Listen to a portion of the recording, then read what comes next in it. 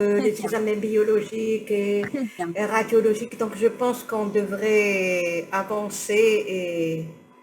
Très bien. Alors, hop, on va avancer sur la deuxième présentation.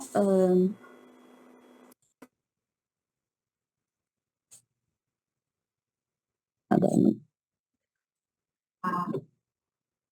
Alors, c'est pas celle-là.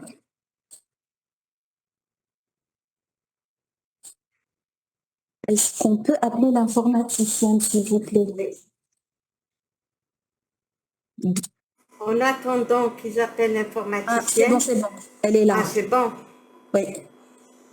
Voilà. Donc, durant cette deuxième partie de la formation, on va aborder les aspects cliniques et paracliniques de cette pathologie. Et je pense que ça va lever beaucoup de zones d'ombre et beaucoup de questionnements. Mais tu n'as pas fait le partage. Ah, j'ai pas fait le partage? Tu n'as pas fait le partage.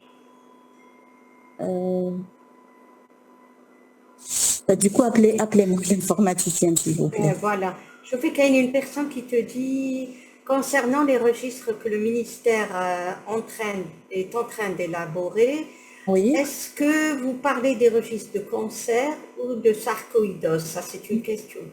Alors, c'est une très bonne question, mais donc, la sarcoïdose, comme je l'ai définie, est une pathologie rare. Donc, le registre de déclaration intégrera tout simplement un registre de maladies rares. Rare. Et qui existe au niveau de l'INSP, qui est en train de se faire. Qui existe au niveau de l'INSP, et c'est un travail collaboratif qui a été fait en association avec la Société algérienne de pneumologie. Hein.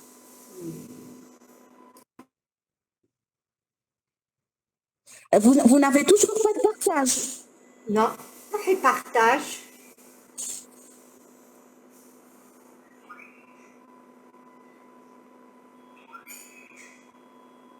Alors. Tout à l'heure, c'est la même chose. Oui, mais la présentation, elle est pas là. Elle n'y est pas. Tu aurais dû les mettre carrément et ensuite... Ah, voilà. Tu es en train de rentrer. Voilà. Est-ce que là, c'est bon, vous l'avez? On n'a rien du tout, on a du noir. Et là? Arrêtez. Si, en principe, vous avez le partage. Hein? Non, non, non. Tout est noir.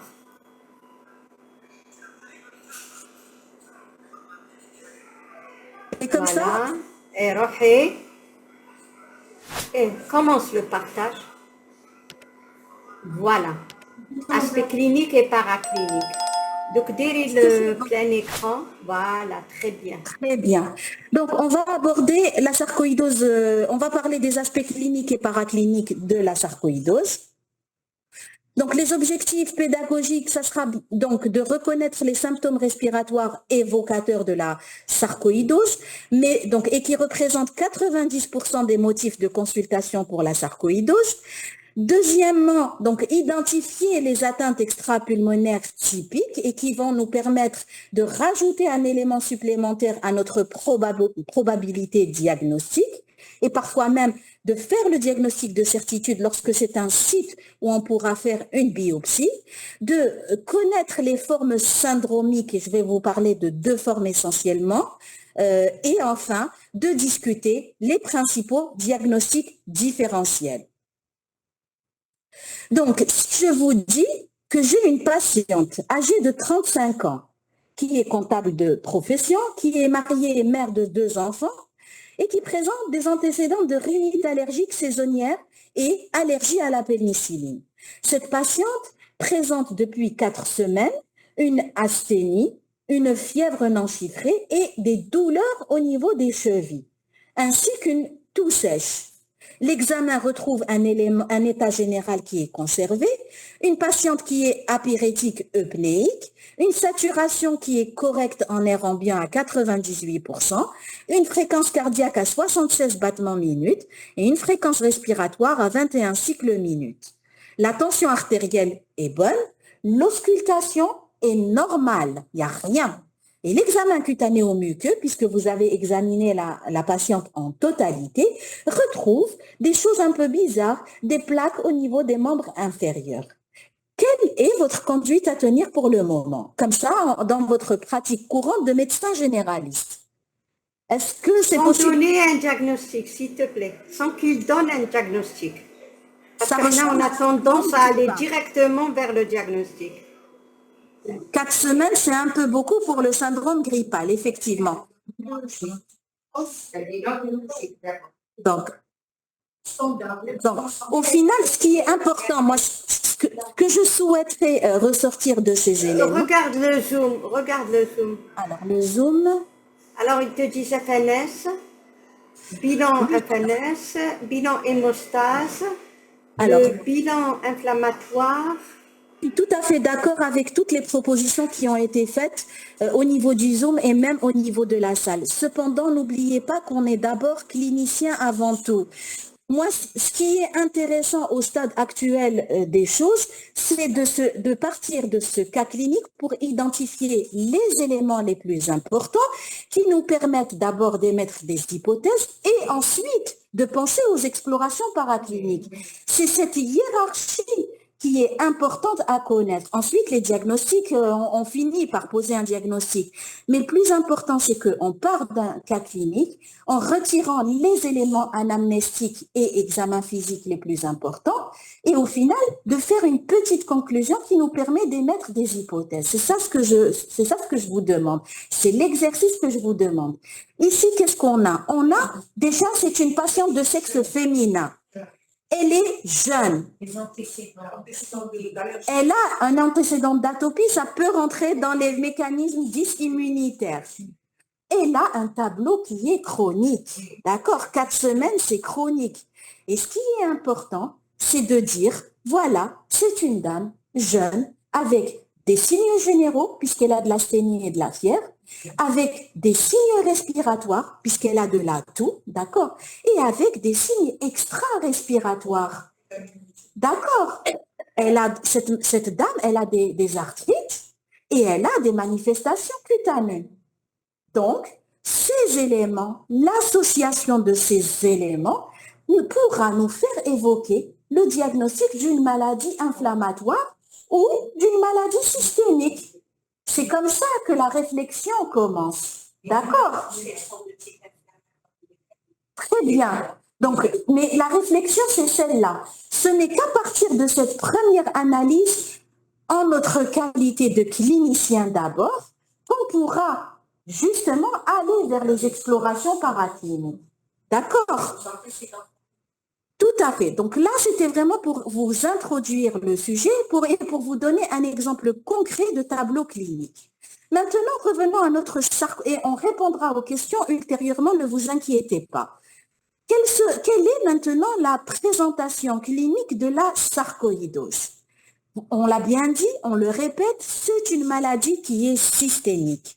Il y a donc, et c'est là le problème, ce fameux polymorphisme dont on a parlé tout à l'heure, une grande variabilité des signes. Mais attention, on a quand même 90% des cas, on a une atteinte thoracique qui va se manifester souvent par des symptômes. Mais n'oubliez pas, on met entre parenthèses que c'est quand même une pathologie qui peut rester longtemps silencieuse et de découverte fortuite. Parfois, elle sera, donc dans les 10% des cas restants, vous pouvez avoir un diagnostic qui sera évoqué par une atteinte cutanée, par une atteinte articulaire ou oculaire. Et c'est d'ailleurs le spécialiste de l'organe, c'est l'ophtalmo, qui va m'envoyer la patiente pour prise en charge d'une uvéite récidivante qui se voit dans la sarcoïdose et qui se voit dans les diagnostics différentiels. Je vous donne l'exemple de la tuberculose, d'accord? Donc, c'est le spécialiste de l'organe qui va m'envoyer la patiente ou le patient pour justement creuser et pour essayer de poser un diagnostic. Ce qui est problématique, c'est qu'aucun symptôme n'est pathognomonique de cette pathologie. D'où l'importance de penser à la sarcoïdose dans les tableaux atypiques aussi ou dans les formes un petit peu bizarres subaiguës. C'est pour ça que c'est une maladie systémique. Le souci, c'est qu'on n'y pense pas forcément. Et que le but d'aujourd'hui, c'est de l'intégrer dans vos pratiques quotidiennes.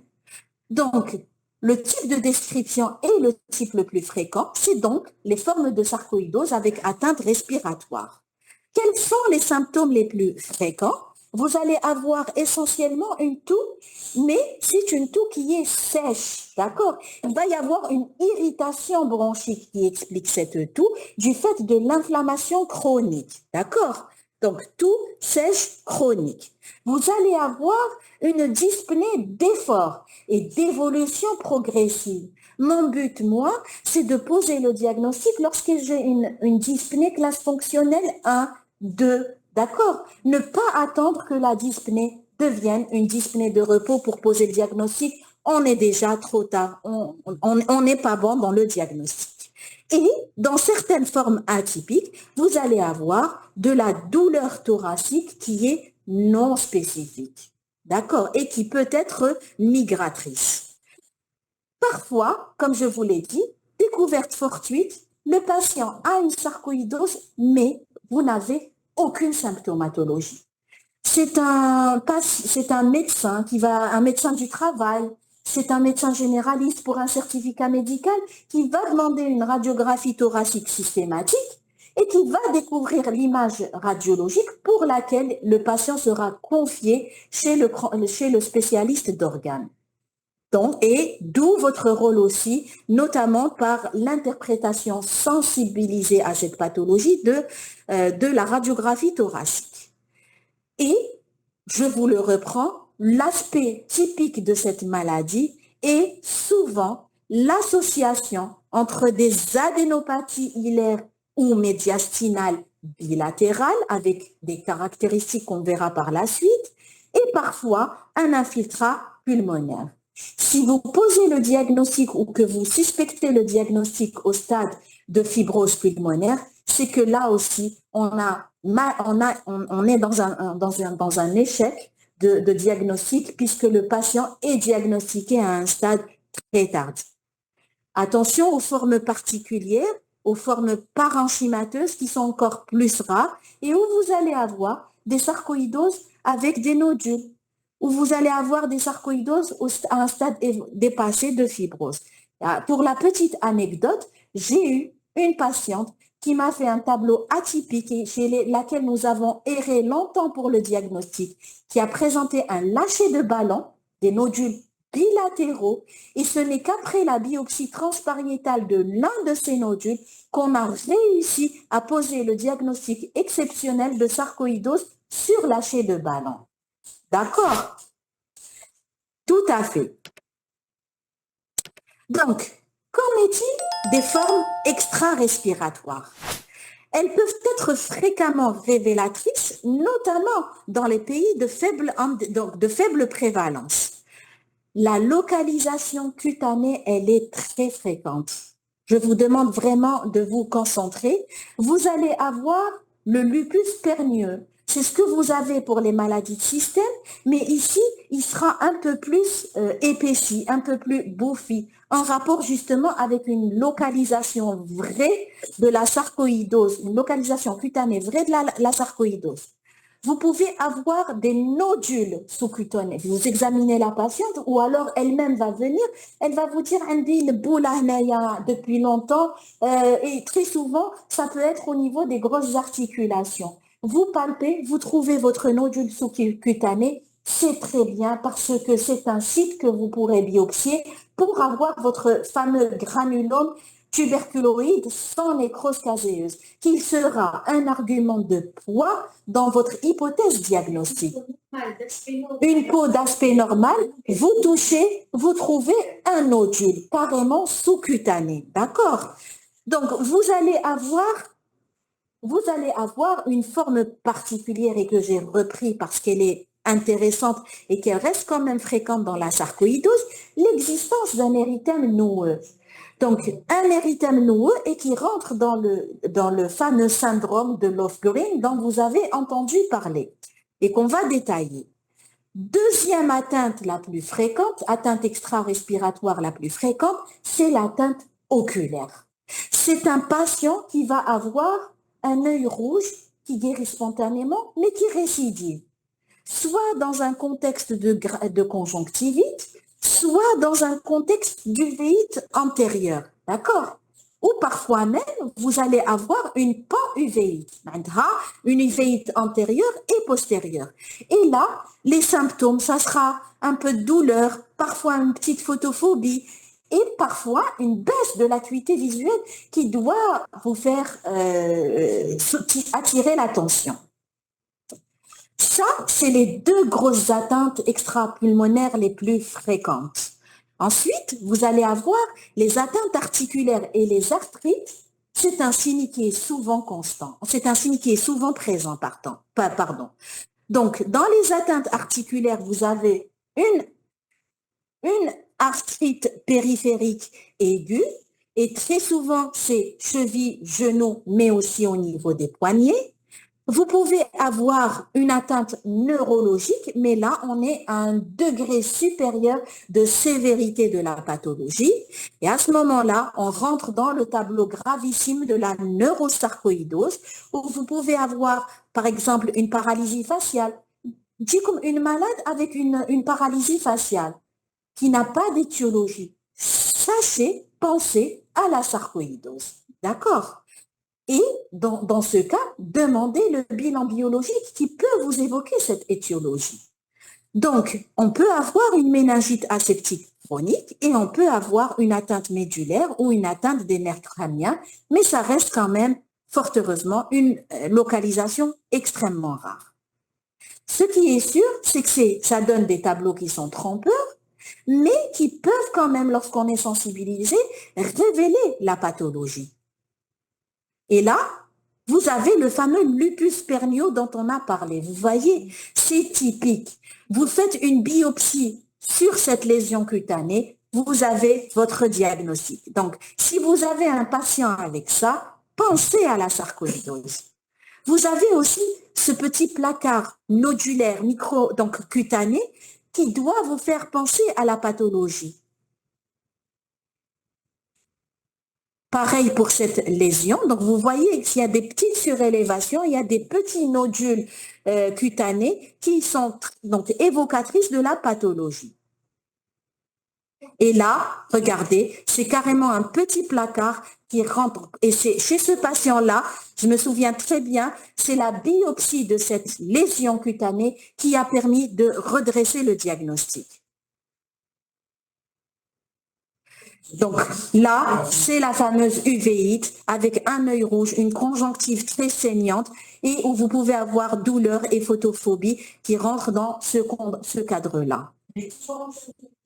Alors, elle est souvent antérieure, mais elle peut toucher tous les étages et vous pouvez avoir une pan-uvéite. D'accord? Mais souvent dans la littérature et même dans la vraie vie, c'est des patients qui ont une uvéite antérieure très révélatrice. D'accord? Donc, maintenant, est-ce que c'est clair?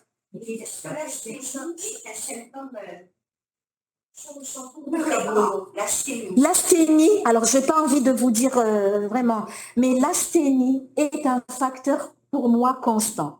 On a le plus souvent, dans 99% des cas, je vais avoir un ou une patiente qui auront une asthénie, et qui auront des arthralgies. Et la fièvre, par contre, est un signe général que vous pouvez retrouver, mais qui est moins fréquent, que vous allez trouver à peu près dans 50% des cas et qui vous fera plutôt proposer d'autres diagnostics. Mais l'asthénie, elle est quasi constante. Hein. Les arthralgies, elles sont constantes ou fugaces? Pardon? Les arthralgies. Est-ce que c'est constant ou c'est fugace? Elles sont souvent constantes. Hein. Les arthralgies sont souvent constantes, souvent les grosses articulations. Et justement, elles ramènent le patient à consulter. Oui? C'est une maladie. La sarcoïdose est une maladie de dysimmunitaire. Donc, c'est une maladie systémique qui rejoint les maladies auto-immunes. Vous pouvez pas, vous devez demander un bilan complémentaire, d'accord? Non, les femmes sont négatives et ne font pas du tout partie du bilan dans la sarcoïdose. Pour les enfants, en général, ça peut... Alors, vous avez beaucoup d'érythème noueux et vous avez une symptomatologie qui peut ressembler à celle-là, mais avec un tableau qui est vraiment plutôt fruste et qui peut être trompeur. Hein. Mais je vous dis, c'est une pathologie qu'on n'évoque pas en premier lieu chez l'enfant. Hein. Autant je peux me mouiller pour l'adulte, autant chez l'enfant, c'est peut-être un diagnostic qui passera vraiment en dernière hypothèse. En sachant que, pour ouvrir la parenthèse, le diagnostic de sarcoïdose, là on est en train de parler des faisceaux d'arguments, des tableaux les plus typiques. Mais sachez que le diagnostic, quand vous suivez les recommandations internationales, le diagnostic de sarcoïdose est un diagnostic d'exclusion. وش معناتها؟ Et j'ai vu le malade, j'ai pensé à la sarcoïdose, ok, c'est très bien, mais j'ai d'abord éliminé toutes les autres hypothèses, tous les autres diagnostics, d'accord?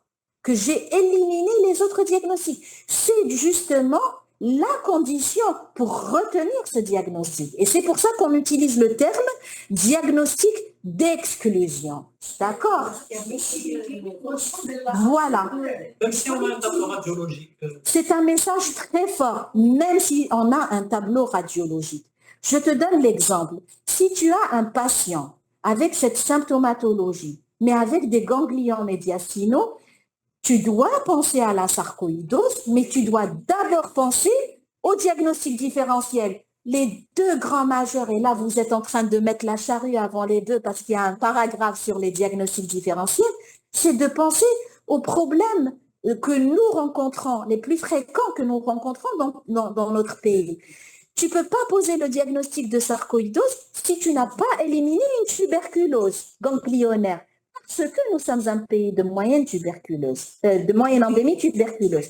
Tu ne peux pas poser le diagnostic de sarcoïdose si tu n'as pas éliminé un lymphome parce qu'il y a l'intérêt de la rapidité du diagnostic pour entamer un traitement de chimiothérapie d'urgence. D'accord? Donc, ce n'est pas lié au plus fréquent, ce n'est pas lié au plus grave pour arriver à notre diagnostic de sarcoïdose auquel, oui, on a pensé, mais en dernier lieu. D'accord? Est-ce que c'est clair?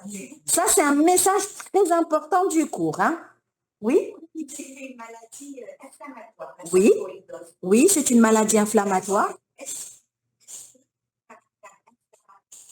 Inflammatoire des douleurs. Oui. On va recueillir l'interrogatoire. Oui. Ça va nous aider sur un élément en faveur de... C'est une très bonne question. Cet argument peut nous aider, mais le souci, c'est, encore une fois, désolé de me répéter, le polymorphisme clinique. C'est une maladie qui est sournoise parce qu'elle est rare, on n'y pense pas, et parce qu'elle est difficile à diagnostiquer parce que le tableau est polymorphique. Donc, c'est comme si je vous disais qu'il n'y avait pas, que ce n'est pas cadré. Vous n'avez pas un profil ou un phénotype unique. Donc, c'est polymorphe. Donc, effectivement, vous pouvez avoir la chance où vous allez avoir un tableau complet avec des signes inflammatoires et un horaire inflammatoire de ces arthrites, comme vous pouvez avoir une petite arthrite qui va et qui vient sans pour autant trouver une explication. D'accord? Alors, vous pouvez avoir les deux, les arthralgies et les arthrites. Les arthralgies ne peuvent pas être mis en évidence parce que c'est un signe qui est subjectif, ressenti par le malade. Les arthrites, on peut avoir la chance et faire une échographie articulaire et trouver des signes inflammatoires. On peut avoir la chance et faire une radio standard au niveau des mains et des pieds et avoir des signes indirects en faveur de la sarcoïdose. Et au final, vous allez avoir dans votre tête un genre de balance qui dit, voilà, on a vraiment beaucoup d'arguments pour le diagnostic, c'est une sarcoïdose, on a éliminé les autres diagnostics, ça descend encore, c'est vraiment une sarcoïdose. D'accord? Il y a une chance d'avoir un diagnostic. Alors, c'est une très bonne remarque, même quand vous avez une biopsie qui vous dit que vous avez un granulome tuberculoïde, qu'il n'y a pas de caséum, vous ne pouvez pas parler de diagnostic de certitude. Parce que C'est une maladie inflammatoire granulomateuse et dans la liste des maladies inflammatoires granulomateuses, vous avez plus d'une vingtaine, voire une trentaine d'étiologies. Et on revient à cette histoire de diagnostic d'exclusion. D'accord? Donc, pour vous dire la vérité, il n'y a pas de diagnostic de certitude pour la sarcoïdose, même avec la NAPAL. Tu as une question, hein, le Zoom. Non, donc tuberculoïde, ce n'est pas une certitude. Alors, excusez-moi, on a une question sur le Zoom, on va aller voir. Alors, qu'est-ce qu'elle dit, la question? Alors, en cas d'érythème noueux, c'est une excellente question. En cas d'érythème noueux, c'est la manifestation inflammatoire et dysimmunitaire de la maladie. C'est le seul cas où vous ne devez pas faire de biopsie parce qu'elle ne sera pas contributive. Pour tout le reste des manifestations cutanées, vous avez un nodule, vous avez un lupus, vous avez une peau hyperpigmentée, vous avez une kératose. Là, vous devez faire des biopsies. Et parfois, même sans avoir de lésion, puisqu'il y a nous, on fait systématiquement une biopsie des glandes salivaires qui nous permet parfois de retrouver ce granulome. Par contre, aucun intérêt à faire de biopsie sur un érythème noueux. Ce n'est pas du tout, c'est la seule lésion cutanée où ce n'est pas recommandé. D'accord? Donc, on continue si vous permettez. Docteur Bougam, on continue? Oui, oui, bien sûr. Très bien. Pardon, m'excuse. Oui. Est-ce que les questions, on les pose à la fin? Non, ça fonctionne très bien comme ça. N'hésitez pas à poser vos questions et même au niveau du Zoom, tout le monde en bénéficie et au fur et à mesure, il n'y a pas de souci. Hein. Donc, il me semblait très important de vous parler de certaines formes typiques, syndromiques typiques, notamment le syndrome de Lofgren, parce que vous pouvez le rencontrer dans votre pratique quotidienne. Alors, contrairement à ce qu'on a dit, à la maladie chronique qui dépassait les 3 semaines à 1 mois, le syndrome de Lofgren a la caractéristique justement d'évoluer plutôt sur un mode aigu. Donc, le début, il est aigu. Et vous allez avoir la triade caractéristique, le fameux érythème noueux, une arthrite au niveau des chevilles et des adénopathies hilaires et ou médiastinales qui seront bilatérales. Nous, quand on a un syndrome de Lofgren, on est content parce que très souvent, il rentre dans le cadre des formes spontanément résolutives, donc les fameux 60 à 70% dont on a parlé tout à l'heure. Et c'est une forme qui est de bon pronostic. Elle est fréquente dans certaines localisations géographiques, notamment en Europe du Nord, et elle est, comme vous l'imaginez, d'évolution bénigne. Donc, pas de nécessité de donner un traitement. Vous pouvez, par exemple, si le patient se plaint beaucoup de son arthrite, donner un anti-inflammatoire uniquement ou un traitement antalgique. D'accord? Mais oui, c'est une forme clinique. D'accord? Vous avez une deuxième forme syndromique qui est plutôt rare, mais qu'il faut reconnaître. C'est le syndrome de Herford, où vous allez avoir une uvéite, d'accord? Vous allez avoir un patient qui va venir avec le visage gonflé. C'est ce visage gonflé, quand vous allez palper, vous allez trouver qu'il y a une inflammation de la parotide. Et donc, il associe une parotidite, une fièvre, une uvéite et une paralysie faciale. Donc c'est un tableau qui est très évocateur de la sarcoïdose, d'une localisation extra-pulmonaire de la sarcoïdose. Donc le tableau est évocateur, mais ça reste encore une pathologie. Toujours dans les deux, oui. Excusez-moi, ces deux tableaux sont quasi pathognomoniques ou il y a des différentiels? Alors, comme je vous l'ai dit tout à l'heure, malheureusement, il n'y a aucun signe pathognomonique par rapport à la pathologie. Mais quand vous avez un syndrome de Lofgren ou un syndrome de Herford, il est quasi certain que l'hypothèse la plus palpable est celle de la sarcoïdose. D'accord? C'est un signe pathognomonique de la sarcoïdose. Alors, c'est très évocateur, mais ce n'est pas pathognomonique. Quand j'utilise le terme pathognomonique, ça veut dire منها نحبس. Ça veut dire que c'est ça et pas autre chose. Là, globalement, c'est vrai. C'est une sarcoïdose. Mais scientifiquement et médicalement parlant, on n'a pas le droit de le dire. D'accord? On n'a pas le... C'est fortement évocateur. Est-ce que ces deux formes existent chez nous? Oui. Ah oui, le syndrome de Lofgren, il est très fréquent. Il est très, très fréquent. Et encore, le syndrome de Lofgren, il n'est pas... Alors, je vous ai parlé tout à l'heure des 450 patients de sarcoïdose qui ont été hospitalisés dans notre service. Je vous dirais que ces formes-là, c'est des formes qui sont relativement compliquées ou c'est des formes dans lesquelles le diagnostic a été difficile à poser et qui ont nécessité une hospitalisation. Le syndrome de Lofgren, il échappe à cette déclaration puisque très souvent, il évolue favorablement. Donc, vous comprenez un petit peu la difficulté. C'est un syndrome qui est fréquent dans la sarcoïdose, mais qu'on ne peut pas évaluer car très souvent non déclaré. D'accord? Peut-être qu'avec les fameux registres de pathologie rare, cela changera un petit peu. D'accord? Oui?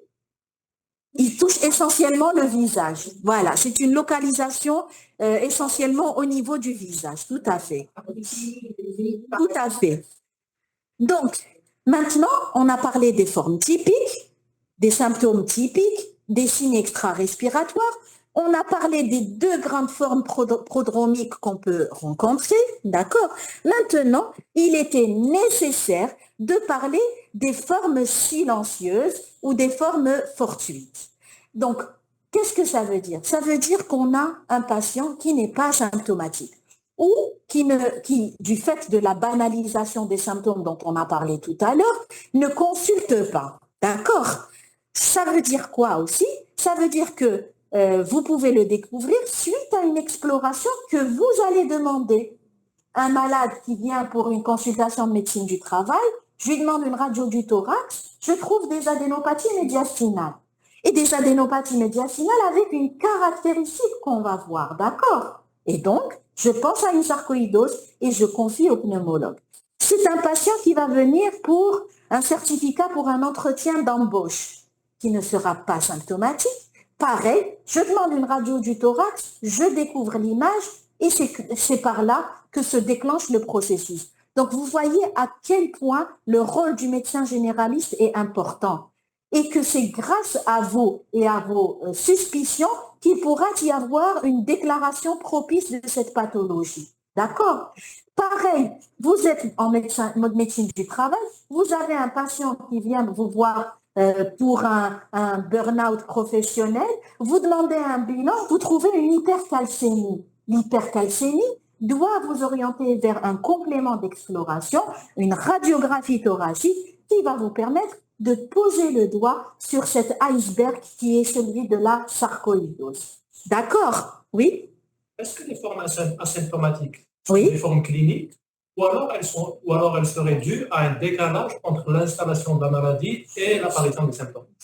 Non, c'est pas tant le décalage, c'est vraiment des formes cliniques où vous allez avoir... Et d'ailleurs, c'est incroyable, des fois on va avoir des radiographies du thorax avec des adénopathies volumineuses qui prennent carrément la moitié de l'hémithorax. Mais la caractéristique des adénopathies dans la sarcoïdose, c'est qu'elles sont non compressives.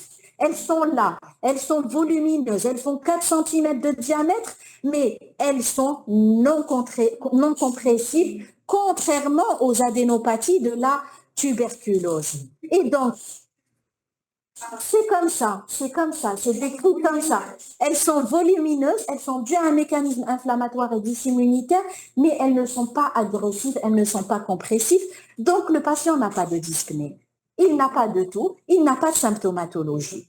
Et donc, c'est vraiment des formes cliniques, d'accord? Est-ce qu'il y a des implications pronostiques? Pardon, un par un, s'il vous plaît. Est-ce qu'il y a des implications pronostiques pour Oui, symptomatique. alors très souvent, quand vous avez une forme asymptomatique, vous allez voir que dans notre attitude de clinicien, on va s'acharner à poser le diagnostic, mais ce n'est pas notre seule tâche. Notre deuxième tâche, c'est d'évaluer le retentissement de cette sarcoïdose sur les fonctions nobles et donc d'évaluer la fonction respiratoire et la fonction cardiaque. Pourquoi? Parce que ça a des répercussions pronostiques et thérapeutique. Un malade qui a d'énormes ganglions et qui n'est pas symptomatique et chez qui il n'y a pas de retentissement, je ne vais pas le traiter. Je vais le surveiller parce que ça peut rentrer dans les 60 à 70% des formes résolutives. Cependant, je ne le lâche pas dans la nature et là aussi, c'est votre rôle à vous. Je vais le surveiller avec étroitesse. Je le verrai tous les 3 mois, puis tous les 6 mois, puis tous les 1 année et s'il n'y a rien, une consultation de contrôle annuelle suffira. Allège parce que les ganglions seront progressivement résolutifs. D'accord? Donc, pas de traitement. Je ne traite que les formes pour lesquelles il y a un retentissement ou les formes d'emblée avec des atteintes sévères, myocardiques, péricardiques, neurosarcoïdose, etc. D'accord? Et c'est là où c'est important et c'est pourquoi je vous ai mis justement ces formes cliniques. C'est une notion qui est très importante à intégrer. D'accord? Donc, au final, oui, l'enzyme de conversion de l'angiotensine fait partie des éléments biologiques à demander dans le cadre.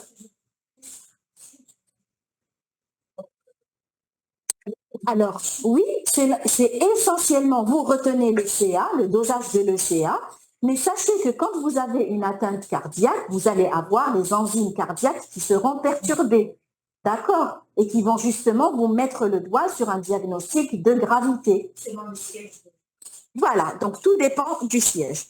Donc, au final, ces formes asymptomatiques peuvent être retrouvées dans 30 à 50% des cas, vous imaginez. Et il faut donc penser à la sarcoïdose, même en l'absence d'un tableau franc. Donc, pour l'hypercalcémie, on peut l'avoir sans chlorophylline? Oui, oui, parce qu'en fait, non, pas du tout. Parce qu'en fait, l'hypercalcémie, elle est due à un dérèglement. Vous vous souvenez quand on a parlé des mécanismes physio-immunologiques?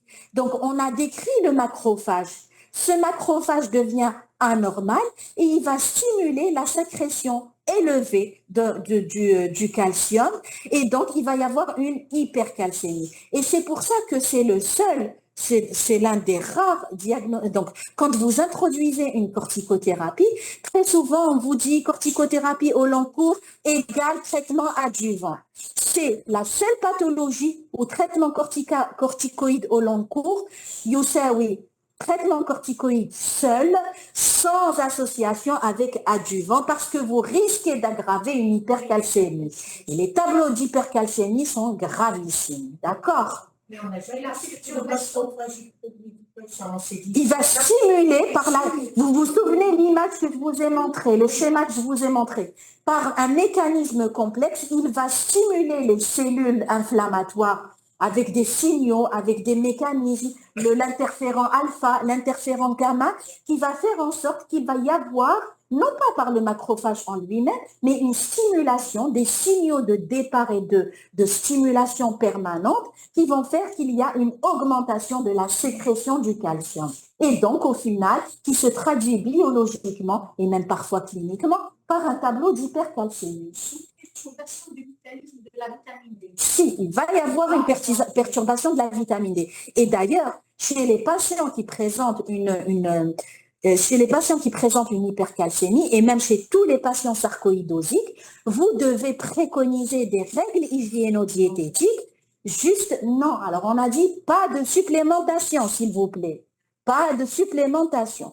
Par contre, vous devez préconiser des règles hygiéno-diététiques, c'est d'éviter l'exposition au soleil, surtout quand c'est de jeunes dames qui aiment la plage, etc. et que donc là l'été arrive, Donc, diminuer l'exposition au soleil et l'utilisation d'écran total pour diminuer justement cette sécrétion de mélatonine qui rentre dans la cascade physiopathologique de l'hypercalcémie. Est-ce que c'est clair?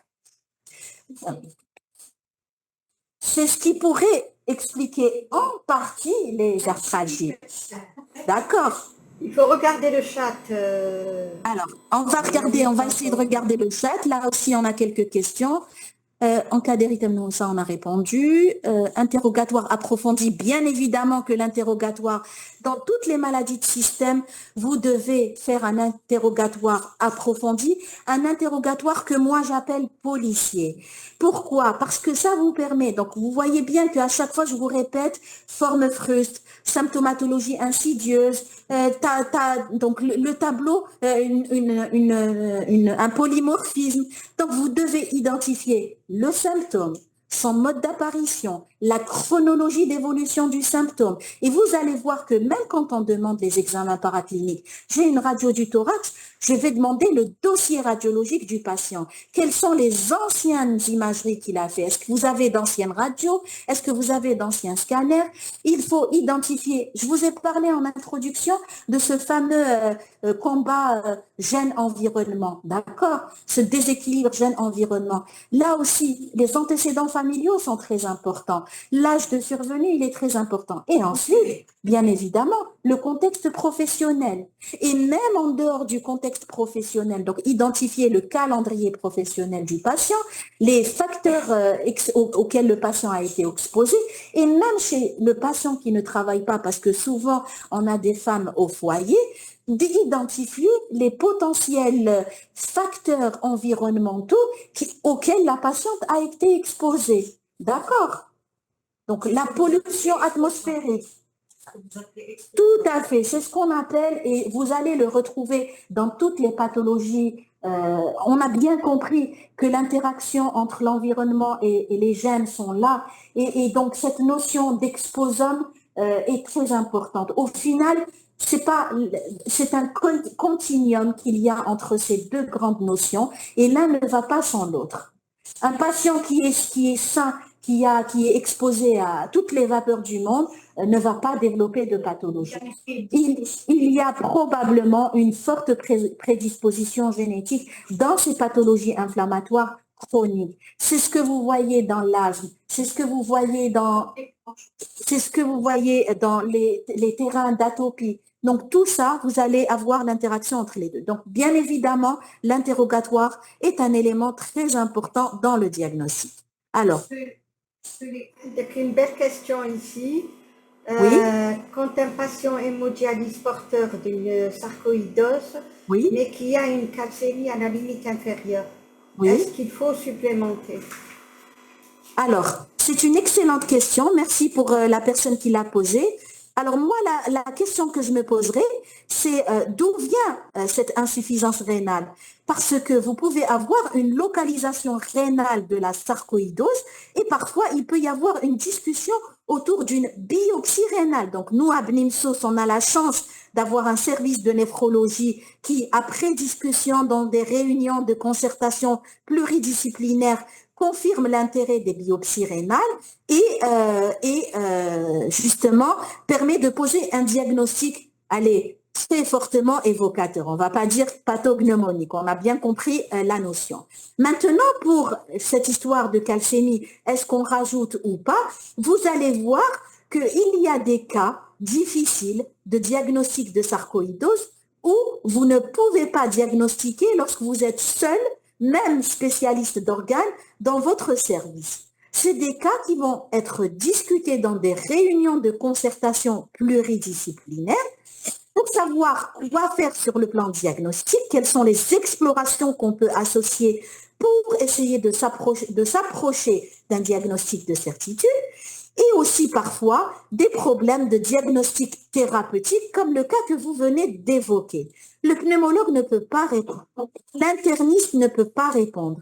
Et c'est justement l'avis du médecin d'organe, le néphrologue, qui pourra nous dire est-ce que oui ou non on supplémente, à quel rythme par rapport à la dialyse et quel est le protocole thérapeutique à adopter chez ce patient.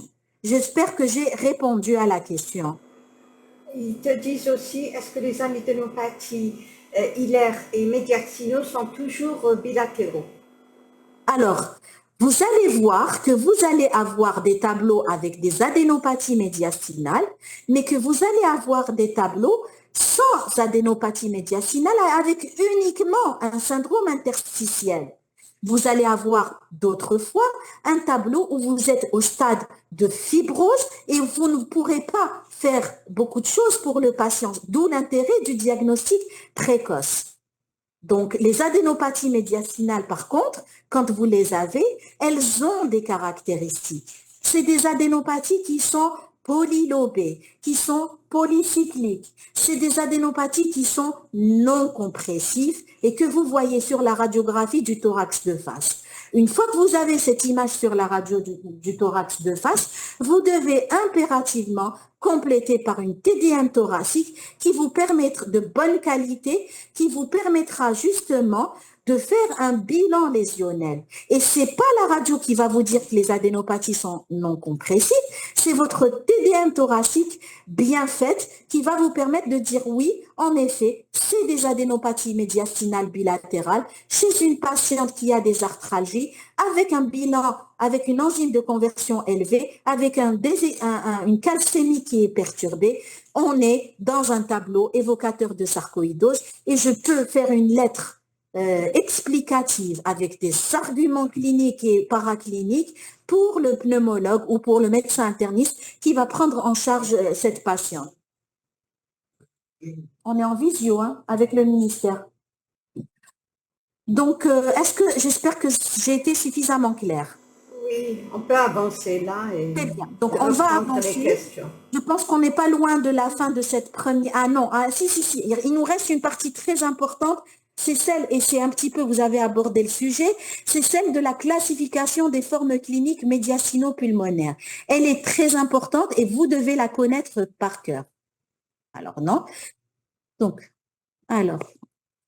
la souris n'est pas sensible.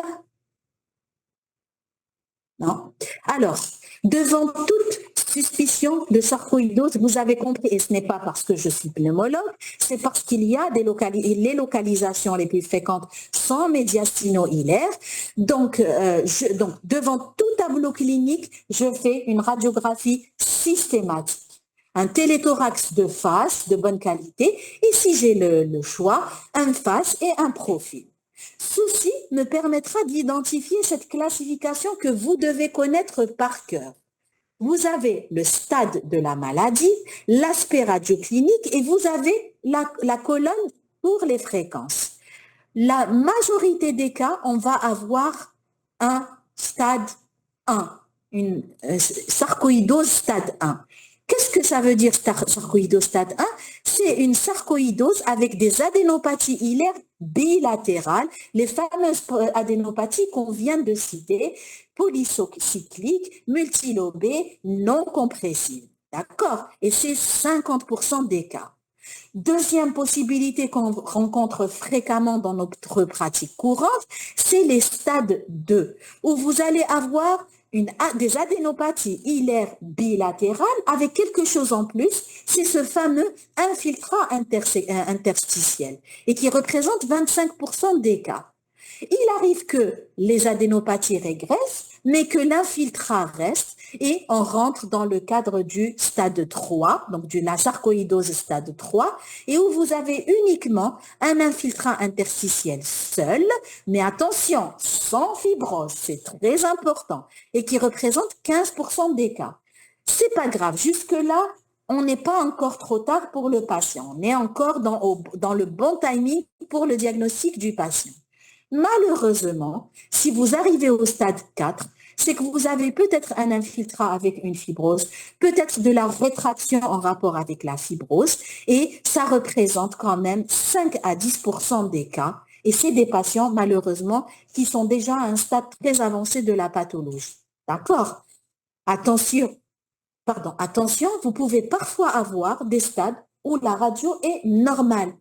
Ça veut dire quoi? Ça veut dire que c'est un patient qui va vous être envoyé par un médecin d'organes qui n'a pas de symptomatologie respiratoire et on aura évoqué le diagnostic de sarcoïdose à cause, par exemple, d'une localisation ophtalmique, la fameuse uvéite récidivante, ou alors à cause de localisation cutanée. D'accord? Cutanée. Donc, j'ai des nodules cutanés très bizarres avec une asthénie et on vous envoie la patiente ou le patient dans ce sens. Oui? S'il vous plaît. Oui? Il s'agit là de type radiologique Oui? ou de vrai stade avec passage du 1 au 2, au 3, au 4. Alors, il s'agit de type radiologique. D'accord? Vous pouvez avoir une évolution dans le sens aller, comme vous pouvez avoir une évolution dans le sens retour. C'est-à-dire, sauf la quatrième. Une fois que vous avez l'installation de la fibrose, bien évidemment, c'est un stade qui est irréversible. D'accord? Pourquoi il l'appelle stade? Parce que lorsqu'on entend ce mot, on a l'impression que c'est un passage. C'est une classification par stade, c'est comme ça, c'est une nomenclature qu'on adopte et c'est vraiment, en fait, cette classification, elle a un intérêt pour standardiser ou pour harmoniser le langage qu'on a. Vous allez avoir des lettres d'orientation avec, voilà, je vous oriente un patient qui présente une sarcoïdose stade 1. On sait parfaitement qu'il s'agit d'un patient qui a des adénopathies médiastinales et vice-versa. D'accord? C'est vraiment juste pour son intérêt de nomenclature. Oui? On peut discuter des PID stade 3. C'est-à-dire, je n'ai pas compris votre question. C'est-à-dire que quand c'est juste infiltrant, Oui? le diagnostic. Mais évidemment, ici, c'est quoi? Infiltrant interstitiel seul, ça veut dire quoi? Ça veut dire tout simplement que vous avez une pneumopathie interstitielle diffuse. Elle est non fibrosante. C'est le protocole de prise en charge d'une pneumopathie interstitielle diffuse. Et d'ailleurs, la sarcoïdose, et vous savez, dans les PID, vous avez les PID idiopathiques et vous avez les PID acquises, secondaires. Dans les PID idiopathiques, la forme la plus fréquente, c'est la fibrose pulmonaire idiopathique. Et dans les PID secondaires, qui justement est beaucoup plus fréquente que l'idiopathie, la première étiologie que vous devez évoquer, c'est la sarcoïdose. Et c'est les chiffres, les études de prévalence, les études de fréquence vont donc vous prouvent justement le taux de la sarcoïdose, donc le taux important de sarcoïdose dans les pneumopathies interstitielles diffuses. D'accord? Dans notre attitude de clinicien pneumologue quotidienne, quand on a une PID, c'est de demander systématiquement le bilan de la sarcoïdose. D'accord? Il y a, alors, dans les PID, si on veut, c'est pas le propos du jour, mais dans les pneumopathies interstitielles diffuses, vous avez une liste de plus de 200 pathologies. C'est un large éventail. C'est un très large éventail. La pneumopathie d'hypersensibilité est l'un des éventails de cette pathologie. Et même dans les PHS, même dans les pneumopathies d'hypersensibilité, vous avez énormément de sous-groupes. D'accord? Mais sachez, effectivement, c'est une bonne réflexion de notre collègue que lorsqu'on a un stade 3, une pneumopathie interstitielle diffuse, on pense à la sarcoïdose et aux autres étiologies. Donc, on fait le bilan de la maladie, les connectivites et on fait même les bilans pour les vascularites. D'accord?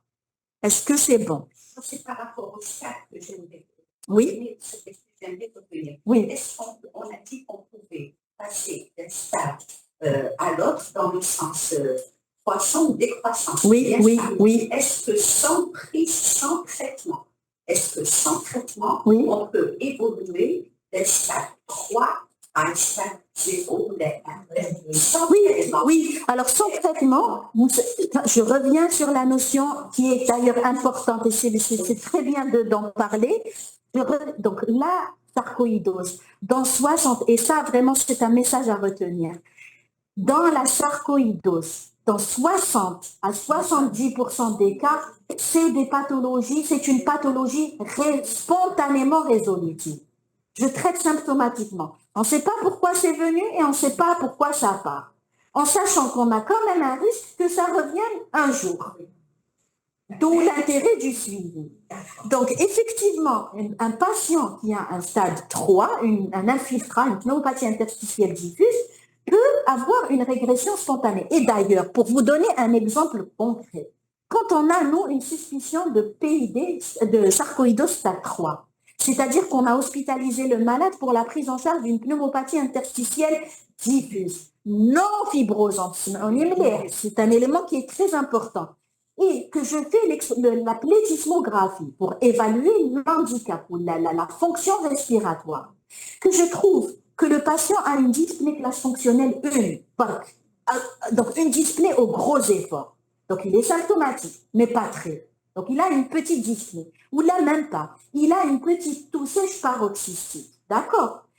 Mais que je lui fais la plétismographie et que je trouve que ma plétismographie est normale. Donc il a une atteinte interstitielle, il a une petite toux. C'est une forme qui est quand même non grave, parce qu'il n'y a pas de retentissement fonctionnel.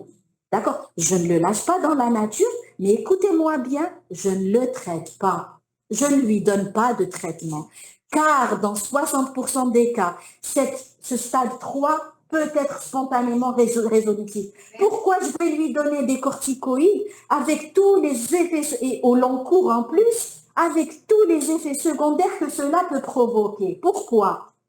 Non, je ne donne pas, je surveille, et bien évidemment, nous, pourquoi vous ne pouvez pas faire ça? Il faut conférer au pneumologue parce que nous, c'est quand même des décisions collégiales. Ça veut dire quoi? Ça veut dire qu'on prend ces dossiers, même s'ils vous semblent simples, et qu'on les discute de façon collégiale. Et qu'il faut au moins l'association de 3 pneumologues pour poser l'indication de non traiter et de surveiller uniquement. Sans lâcher le malade dans la nature, je vous le dis et je vous le répète, c'est un malade qu'on reverra à 3 et à 6.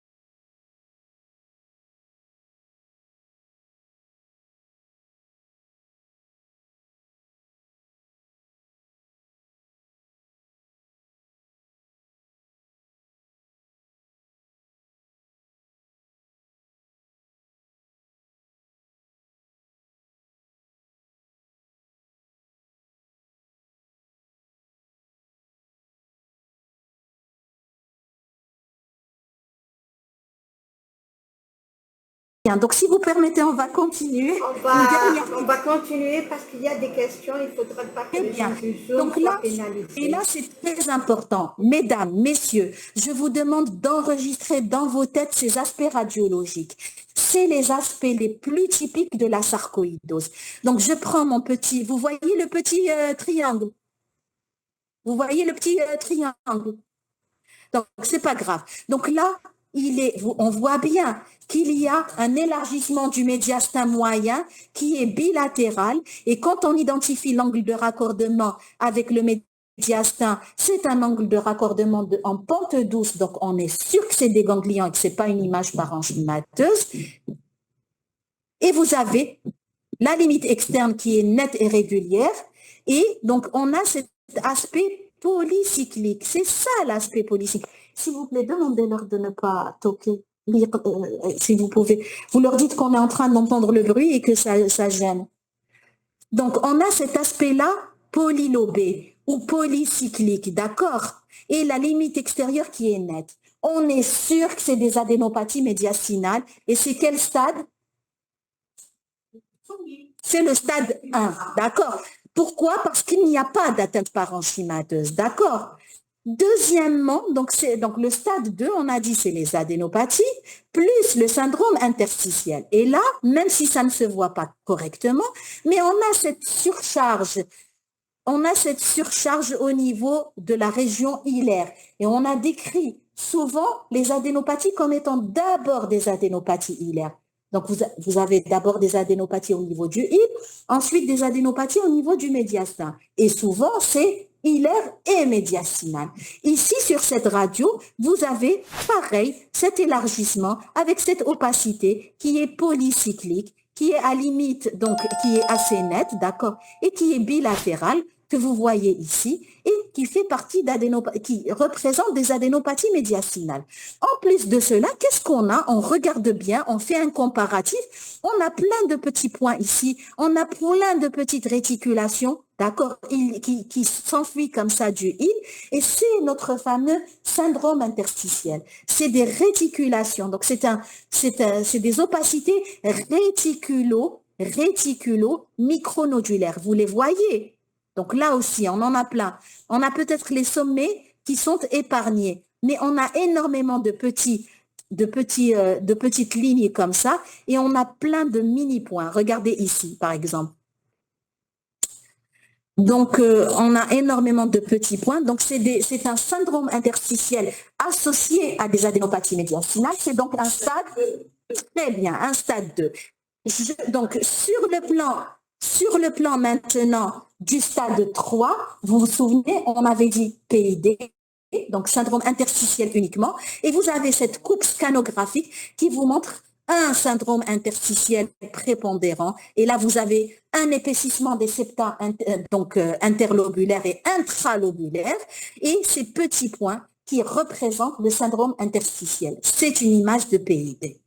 Malheureusement, on peut parfois avoir cet aspect-là et vous avez des poumons qui sont ratatinés, une diminution du volume parenchymateux des deux hémithorax, surtout à gauche. Vous avez des opacités ici qui sont rétractiles avec parfois des opacités en bande qui sont dues à un trouble de la ventilation. Vous avez des déformations avec des toits, donc en aspect de toit de tente, et qui rentrent dans le cadre de cette fibrose pulmonaire. C'est une image de fibrose pulmonaire et donc c'est une sarcoïdose stade 4. D'accord? Pour récapitulatif, ce qu'on peut dire, c'est que la sarcoïdose doit être évoquée devant une toux sèche persistante, des anomalies radiologiques, une atteinte cutanée ou oculaire inhabituelle, les syndromes typiques qu'on a vus, le Lofgren et le Hereford, et toujours éliminer les deux diagnostics dont on a le plus peur. On va voir les autres diagnostics, mais moi je vous dis et je vous répète, attention à la tuberculose, attention au lymphome. Et bien évidemment, toujours travailler en collaboration avec le pneumologue et le médecin d'organes, ophtalmologue, rhumatologue ou autre. D'accord? Et c'est pour ça que l'idée des polycliniques devient très importante. Tout à fait. Et des spécialistes au niveau des polycliniques devient très important. Cela permet au moins de régler ça à la proximité sans aller vers les grands CHU comme le vôtre. Tout à fait. En sachant que vous pouvez aussi avoir par exemple un pneumologue référent et moi je pense que être en discussion avec les confrères spécialistes d'organes est très importante. Et je ne sais pas, docteur Gougam, mais il me semble que dans la plupart des polycliniques, vous avez toujours des spécialistes d'organes et même des internistes qui font des consultations. Peut-être dans les grandes villes, mais pas tous. Hein, dans les grandes villes. Mais c'est normalement la nouvelle procédure. C'est de mettre des spécialistes, des jeunes spécialistes au niveau des polycliniques, et ça c'était un point très positif. Très bien, très bien. Donc, on continue ensuite, vous entamez la troisième partie, on arrête les questions, ensuite on reprend les questions. Très bien. Donc, troisième et dernière partie, on va prendre en charge, on va considérer la prise en charge le diagnostic et la prise en charge initiale de la sarcoïdose, mais essentiellement pour le médecin généraliste. Alors, je mets en diapositive. Est-ce que c'est bon pour vous? Vous l'avez? Oui, on l'a. Parfait. Donc, comment poser le diagnostic positif? Il repose essentiellement, comme vous l'avez compris, sur un faisceau d'arguments. D'accord? Je vais m'acharner à faire mon travail d'enquêteur et à regrouper le maximum de signes cliniques, de signes paracliniques, d'antécédents pour pouvoir asseoir mon faisceau d'arguments. 3 piliers existent pour le diagnostic positif. D'abord, le tableau clinique compatible, et là, on l'a vu en long, en large et en travers. Deuxièmement, la mise en évidence du granulome non nécrosant. Et là, on va voir qu'il y a un intérêt majeur. On doit compléter par une biopsie lorsque cela est possible, parce que ce n'est pas toujours possible. Lorsque vous avez une atteinte myocardique, lorsque vous avez une atteinte péricardique, vous ne pouvez pas vous amuser à aller faire une biopsie. Vous ne ferez de biopsie que vous avez une atteinte cutanée pour certaines localisations. Lorsqu'on fait systématiquement, on va faire une endoscopie bronchique, on va aller voir l'aspect macroscopique, et cette biopsie, cette endoscopie bronchique, elle est magique parce qu'elle nous permet de faire une étude de la cytologie, donc faire un lavage broncho-alvéolaire, mais aussi elle va nous permettre de faire un brossage avec une pince spéciale et étagée. Ces biopsies bronchiques étagées permettent de nous orienter pour l'anatomopathologie. Vous avez l'exemple, pareil, vous avez aussi l'exemple de la biopsie des glandes salivaires que nous faisons de façon systématique devant un tableau de sarcoïdose. C'est un geste qui est facile à réaliser, d'accord, et qui est accessible. Donc les BGSA, vous prenez votre lèvre, vous la retournez, vous massez un petit peu pour identifier les petites boules qui sont les glandes salivaires et vous faites un petit prélèvement. En général, c'est un prélèvement qui n'est pas traumatique et c'est un prélèvement qui peut apporter beaucoup. Bref, vous avez compris que la biopsie est très intéressante, mais qu'on ne la fait que si on a des sites à prélever. D'accord ? La problématique, c'est qu'il y a certaines localisations, et d'ailleurs les localisations les plus graves sont des localisations où on ne peut pas faire de biopsie. Je vous donne un autre exemple. Les atteintes hépatiques, qui peuvent être fréquentes dans la sarcoïdose, et que vous allez détecter d'abord par un bilan biologique qui sera perturbé. Donc vous allez avoir des signes de suspicion de sarcoïdose, un bilan biologique qui sera perturbé, et je peux discuter avec le spécialiste d'organes pour une biopsie hépatique. Même chose pour la biopsie rénale, ainsi de suite. Ensuite, comme on l'a si bien dit, le diagnostic est un diagnostic d'exclusion, d'accord? Donc, je vais exclure les autres causes de granulomatose par des explorations paracliniques qu'on verra par la suite dans le détail. Au final, on voit bien que c'est un diagnostic qui est difficile, surtout dans le contexte épidémiologique de l'Algérie, où nous sommes un pays de moyenne endémie tuberculeuse. On vous pardonnera peut-être de passer à côté d'une sarcoïdose, mais on ne vous pardonnera jamais le fait de passer devant une tuberculose ganglionnaire, surtout que la localisation ganglionnaire est la localisation la plus fréquente. Extrapulmonaire. Dans les tuberculoses extrapulmonaires, vous avez 2 grandes localisations, la pleurale et donc la ganglionnaire d'abord et ensuite la pleurale. D'accord, c'est ce que je voulais dire. Donc, les présentations évocatrices, on n'en revient pas dessus. Et là aussi, je vous ai mis cette slide vraiment pour vous montrer que vous êtes un élément clé pour repérer les signes d'alerte pluridisciplinaires.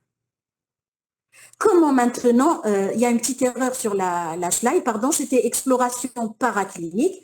Comment comment asseoir notre diagnostic?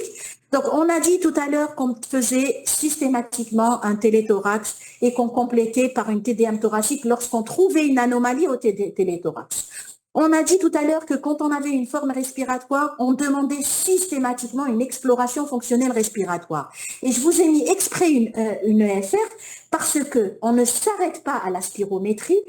Dans la PID, vous savez que l'élément clé dans l'évaluation fonctionnelle respiratoire, c'est la plétismographie. Donc, il faut demander peut-être une spirométrie dans un premier temps, mais compléter par une plétismographie, surtout que le trouble le plus fréquent dans la sarcoïdose, c'est le trouble ventilatoire restrictif et que le trouble ventilatoire restrictif ne peut être posé que sur une plétismographie. D'accord ?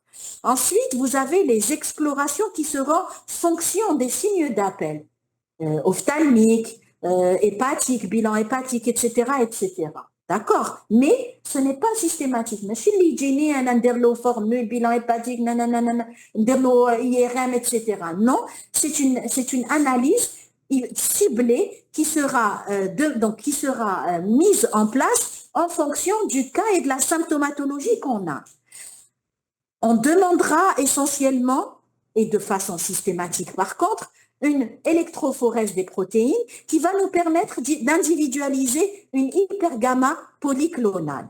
On demandera systématiquement un dosage de l'enzyme de conversion de l'angiotensine qu'on trouvera peut-être élevé. Et là, j'insiste, s'il vous plaît. L'ECA, le dosage de l'ECA n'est pas un élément diagnostique. Il a un intérêt dans la surveillance de la pathologie. Donc, ce que vous allez demander, c'est soit vous avez la chance et vous le trouvez élevé, et ça, c'est un argument de poids, soit il est négatif et vous devez le répéter parce que la cinétique de cette ECA peut vous donner une idée sur l'évolutivité de la maladie. D'accord? Donc, il est négatif au début et il se positive par la suite. D'accord? Donc, l'ECA est un élément important, mais malheureusement, sachez qu'il peut être négatif et qu'il n'a pas de valeur dans le diagnostic, il a une grande valeur pour le suivi. D'accord? Ensuite, on a dit, vous allez demander une calcémie, un bilan, phosphocalcique sanguin et urinaire. En sachant que l'urinaire, il a plus de poids que le sanguin. Donc, vous allez avoir une hypercalcie urique qui est plus fréquente que l'hypercalcémie et que vous pouvez retrouver aussi une hypercalcémie. On va avoir un dosage de la vitamine D qui va être élevé parce qu'il y a une perturbation du métabolisme de la vitamine D. Et j'ai mis l'IDR à la tuberculine seule parce que dans notre pays, c'est un examen extrêmement facile, peu coûteux, qui peut se faire dans les essais TMR et qui a un grand intérêt dans le diagnostic, non pas positif, mais plutôt différentiel avec les formes de tuberculose ganglionnaire. Quand on a fait tout ça et qu'on a un organe qu'on peut prélever, l'anapathe a un poids majeur puisqu'elle va nous retrouver ce qu'on a vu en introduction, le fameux granulome tuberculoïde sans nécrose caséeuse, où vous allez avoir les cellules de Langerhans et la petite couronne de lymphocytes. D'accord? C'est des lymphocytes T, c'est les lymphocytes T. D'accord. Nous, on fait systématiquement une endoscopie bronchique pour faire aussi les LBA et on va chercher la numération des CD4 sur les CD8 qu'on va trouver supérieur à 3,5. Et c'est un élément anatomo-immunologique qui est important pour le diagnostic, mais ça reste quand même un examen spécialisé. Donc, l'endoscopie bronchique est un examen qui est particulièrement spécialisé. Donc, vous voyez bien ici que si vous avez une localisation cutanée, à part l'érythème noueux, il ne faut pas hésiter à aller vers la biopsie cutanée. Lorsqu'on a une atteinte de l'œil, on peut demander un fond d'œil ou un examen à la lampe à fente. Lorsque vous avez une atteinte cardiaque, donc une tachycardie inexpliquée, des troubles du rythme ou autre anomalie, vous devez demander un ECG, un Holter et parfois même demander l'avis du spécialiste qui lui indiquera ou non la mise en place ou la demande d'une IRM cardiaque. Pour les atteintes neurologiques, on peut commencer par la ponction lombaire jusqu'à l'IRM, mais là aussi, c'est l'apanage du spécialiste de l'organe. Quand vous avez une atteinte hépatique avec ou sans perturbation du bilan hépatique, vous devez demander une échographie parce que la biopsie hépatique n'est pas aussi catastrophique. C'est un geste qui est facile à réaliser par un gastrologue expérimenté et qu'elle peut nous apporter de nombreux arguments avec la mise en évidence d'une atteinte hépatique pour le patient. Donc, vous avez bien compris que lorsque vous avez un patient qui est potentiellement sarcoïdose, l'histoire clinique, elle est très importante. Les signes extra-respiratoires et respiratoires sont très importants à identifier, tant pour le diagnostic que aussi pour l'identification du pronostic. Que lorsqu'on le peut, on réalise une biopsie qui va nous permettre de trouver notre nécrose caséeuse, notre nécrose granulomateuse sans nécrose caséeuse. D'accord? Et qu'au final, certains éléments biologiques peuvent nous aider au diagnostic, notamment le dosage de l'ECA, notamment le dosage donc des CD4 sur CD8 qui seront élevés sur le lavage bronchiolo-alvéolaire et parfois certaines localisations très parlantes comme le lupus perneux. Et à ce moment-là, on aura un bon nombre d'arguments qui va nous permettre de nous orienter, donc d'éliminer les autres étiologies et de nous orienter vers le diagnostic de sarcoïdose. D'accord? Alors, on a parlé des diagnostics différentiels les plus importants, mais ce n'est pas les seuls. La liste pour les granulomatoses, elle est géante, elle est vraiment importante. Donc, dans le diagnostic différentiel, vous avez premièrement les causes infectieuses. Dans les causes infectieuses, je vous demande, s'il vous plaît, de retenir les atteintes ou les infections par mycobactéries, qu'elles soient typiques, donc dans le cadre de la tuberculose, ou atypiques, d'accord? Et qui peuvent justement donner ces formes de tableaux un peu sournois, un peu non compréhensibles, un peu avec multisystémique, d'accord? Et là, on va faire quoi? On va faire la coloration de Zell-Nelson, on va faire la mise en culture du prélèvement biopsié et nous avons la chance dans notre hôpital de compléter en faisant une PCR à la recherche du mycobacterium. D'accord? Vous avez aussi les mycoses. Certaines mycoses peuvent poser un diagnostic différentiel anatomopathologique. Elles vont se manifester par un granulome non tuberculoïde. Et là, ce qui est important, vous avez le poids de l'anamnèse, l'interrogatoire. Est-ce qu'il y a eu un séjour récent dans une zone d'endémie? Qu'en est-il de l'antigène urinaire qui peuvent réajuster le diagnostic? Vous avez pareil, donc vous avez l'histoplasmose et la coccidiose. Donc, et là aussi, un anamnèse important et une sérologie qui sera positive. Enfin, vous avez les autres atteintes infectieuses, la brucellose, les chlamydia, la syphilis, la leishmaniose et même la toxoplasmose qui peuvent être évoquées devant un tableau atypique ou devant une granulomatose. Les infections que vous avez citées sont médiastinales ou bien cutanées? Elles sont extrapulmonaires. Oui, c'est dans les cas où vous avez les localisations extrapulmonaires que vous ne comprenez pas. Mais attention, vous pouvez aussi avoir une atteinte pulmonaire pour la brucellose, pour la chlamydia. La chlamydia, ça vous donne un tableau de pneumopathie atypique, d'accord? Et on en a déjà, je pense, parlé une fois. Ça vous donne un tableau de pneumopathie infectieuse atypique. Donc, vous savez pas, vous avez une chlamydia, vous traitez, ça donne pas. Donc, il faut redresser le diagnostic et réévaluer, pourquoi pas penser à la sarcoïdose. Ensuite, vous avez les diagnostics différentiels en rapport avec les causes environnementales, professionnelles et médicamenteuses. Vous avez, par exemple, les pneumopathies d'hypersensibilité dont on a parlé tout à l'heure. Et là, nous, on avait parlé des antigènes inorganiques, métalliques, mais vous avez aussi tout ce qui est organique, comme les moisissures, comme les protéines animales, les isocyanates pour les organiques. Donc, quand on a un patient avec une profession particulière, il faut savoir identifier les différents éléments auxquels il peut être exposé. Et parfois, vous avez la complexité d'une atteinte multiple, une atteinte organique et une atteinte inorganique. Donc là, l'anamnèse est très importante et pourquoi pas faire intervenir le médecin du travail dans votre enquête professionnelle. Moi, je trouve que c'est très important et ça aussi, c'est un message très important de travailler en collaboration avec les confrères pour essayer d'avancer les choses le plus tôt possible. Si, donc, je pense que la médecine du travail, ils travaillent dessus, hein.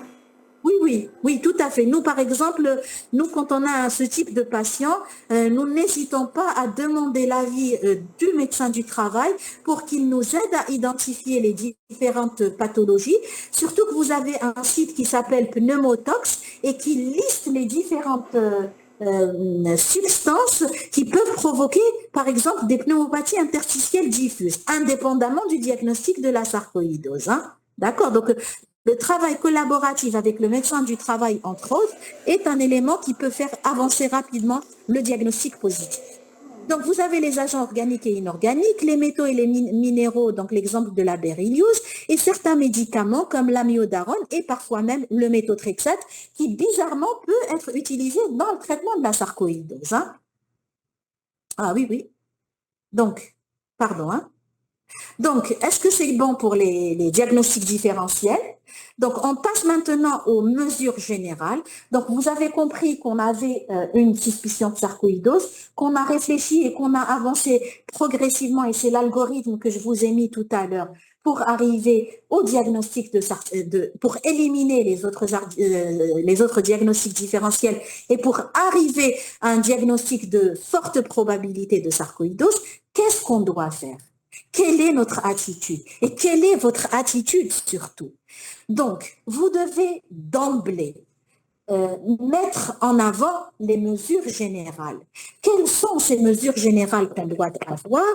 C'est d'abord, chez un patient tabagique, le sevrage tabagique. Arrêtez le tabac. Et n'oubliez pas que là, tout arrêt du tabac commence par le conseil minimal. Je suis d'accord, ما عندناش les substituts, ما نقدروش نديرو بزاف حوايج. La cigarette électronique n'est pas à conseiller pour un professionnel de la santé, mais vous avez une arme de poing, c'est le conseil minimal et c'est l'entretien motivationnel avec le patient.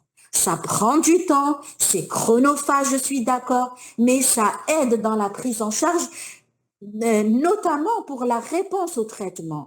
Un patient qui est tabagique sous méthotrexate ou la sous corticoïde, mais vous n'aurez pas la même réponse qu'un patient non-fumeur ou que vous avez sevré et que vous mettez sous corticoïde. D'accord? Donc, d'abord, arrêtez le tabac. Ensuite, évitez les inhalations de polluants. Et c'est ce dont on a parlé tout à l'heure. Si je peux proposer une éviction ou un complément de prise en charge par le médecin du travail qui peut asseoir justement ou ester l'employeur et aider à une reconversion professionnelle, pourquoi pas? C'est un élément sur lequel nous devons travailler. Donc, en cas donc attention, lorsque vous avez des hyperglycémies, toujours, et on en a parlé aussi tout à l'heure, évitez l'exposition au soleil. Un patient que vous diagnostiquez sarcoïdose, parce qu'il ne pourra pas ne pas s'exposer au soleil. Voilà, cela risque d'aggraver le tableau clinique, d'aggraver la maladie et d'aggraver une hypercalcémie qui peut être gravissime. D'accord? Et avec l'éviction, donc éviter l'exposition au soleil, c'est l'utilisation même dans la vie quotidienne des masques anti-solaires, des écrans total, voilà, de l'écran total. Ensuite, éviter certains aliments qui peuvent être riches en calcium. Donc, lui demander de modifier son alimentation et pourquoi pas, si vous avez la chance de travailler avec un nutritionniste, la mise en place d'un programme alimentaire adapté à ce type de patient. D'accord? Est-ce que c'est clair? Une fois que vous avez ça, en principe, vous êtes en droit, donc vous avez vu le malade, vous avez suspecté la sarcoïdose, vous avez demandé les examens paracliniques et vous avez des arguments supplémentaires, vous allez orienter le malade. Mais je veux que vous sachiez que dans 60 à 70% des cas, la forme est résolutive, on ne donne pas de traitement.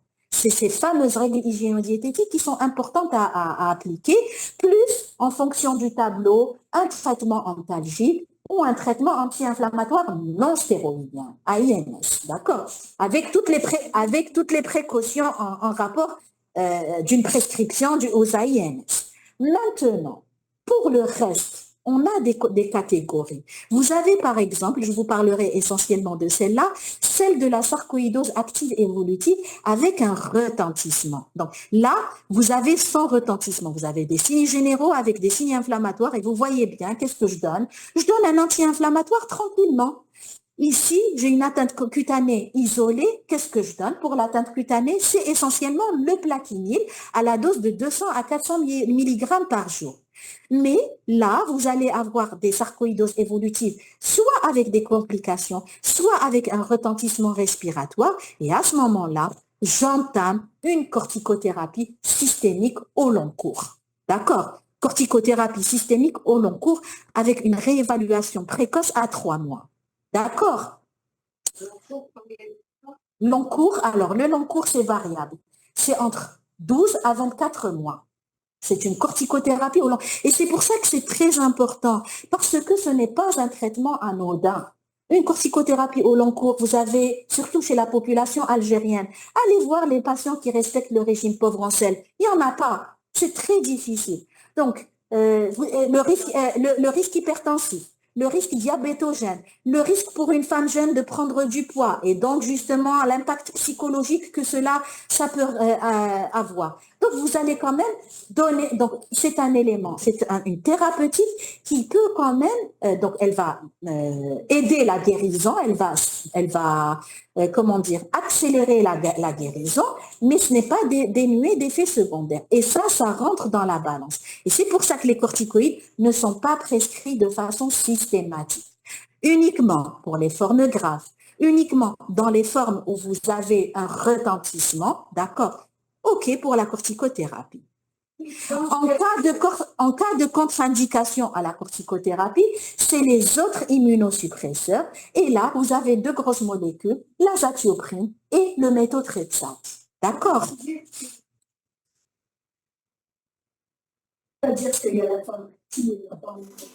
Regardez, c'est ce que je suis en train d'écrire. J'ai mis mesure générale, bilan d'extension.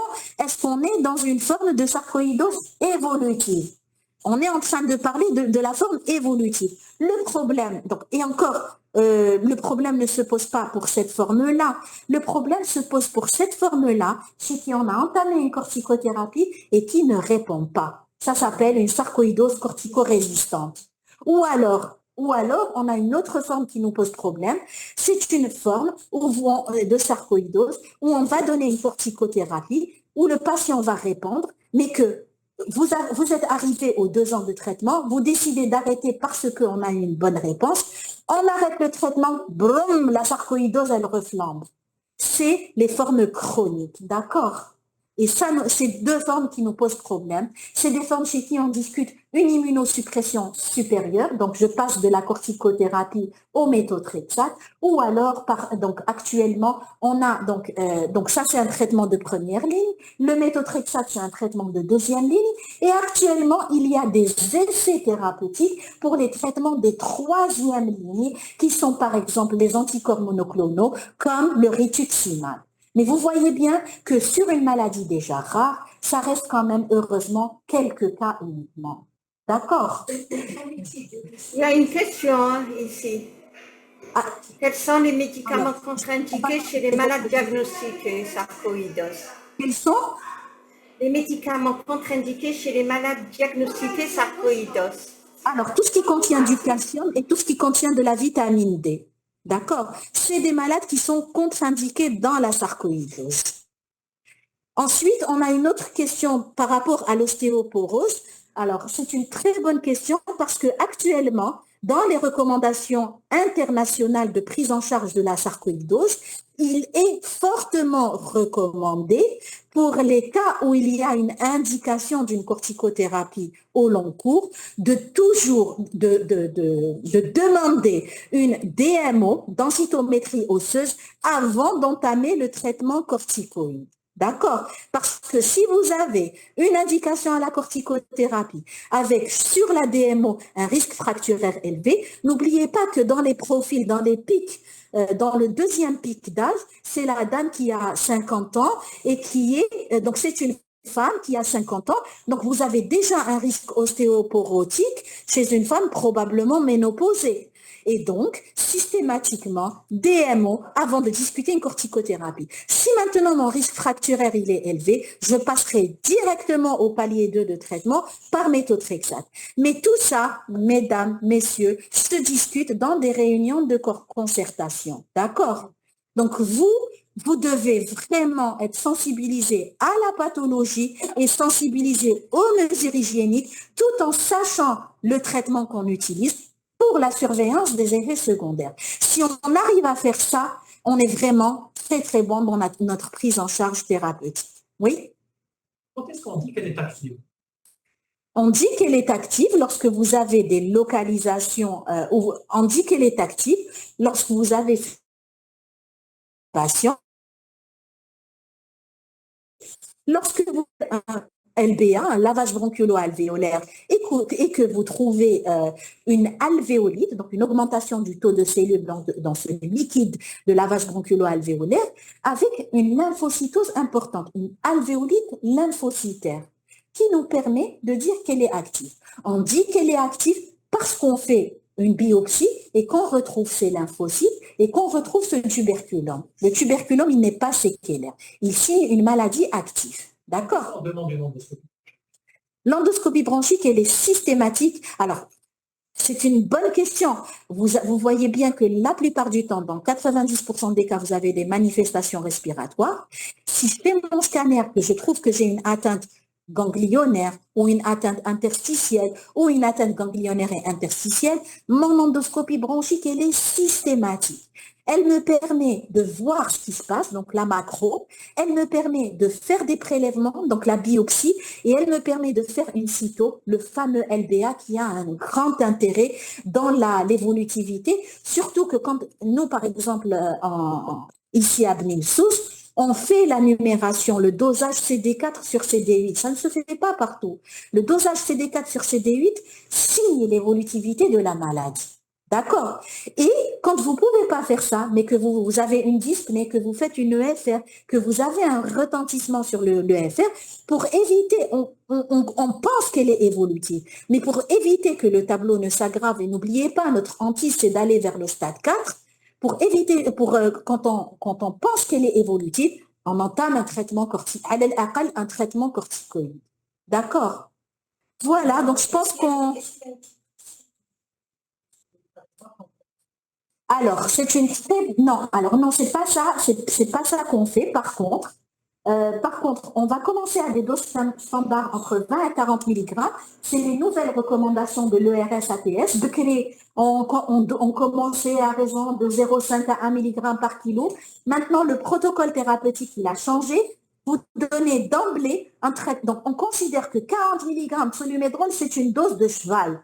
Donc, qu'est-ce qu'on va faire? On choisit, en fonction du poids du patient, on choisit le traitement par 20 ou par 40 mg de corticoïdes et on va évaluer le patient chaque mois au bout des 3 premiers mois pour voir justement la rythmicité de la dégression. Est-ce qu'on peut dégraisser progressivement? D'accord?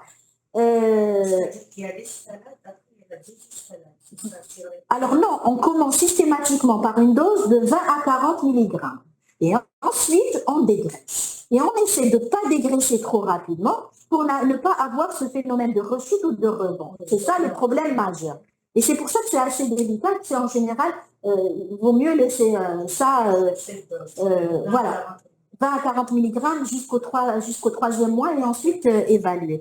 Par contre, c'est des corticoïdes au long cours, donc vous allez bloquer l'axe hypothalamo-hypophysaire et vous pouvez avoir une insuffisance cortico-surrénalienne. Et à ce moment-là, il faut connaître les signes de l'insuffisance cortico-surrénalienne, surtout qu'on est un peu bloqué. La maladie donne de la fatigue, l'insuffisance cortico-surrénalienne donne la fatigue. Et donc, messieurs, dames, il faut penser à l'insuffisance cortico-surrénalienne lorsque vous avez un patient sous corticothérapie au long cours. Et là, il faudrait que vous ayez un laboratoire qui suive et qui peut vous faire des dosages de cortisolémie qui permettent de poser le diagnostic. D'accord? Voilà. Donc, juste pour exemple, donc, le cas clinique dont on a parlé tout à l'heure, c'est celui-là.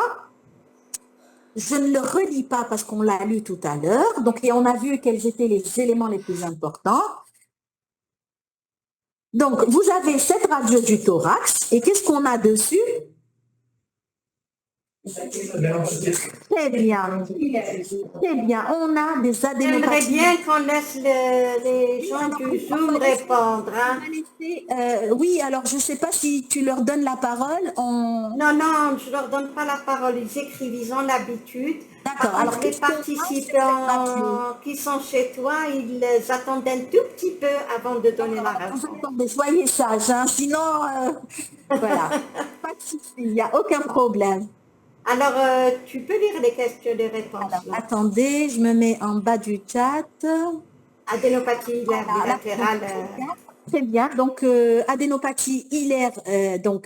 Alors là, elles ne sont pas que hilaires. Hein. Elles sont hilaires, on est bien d'accord.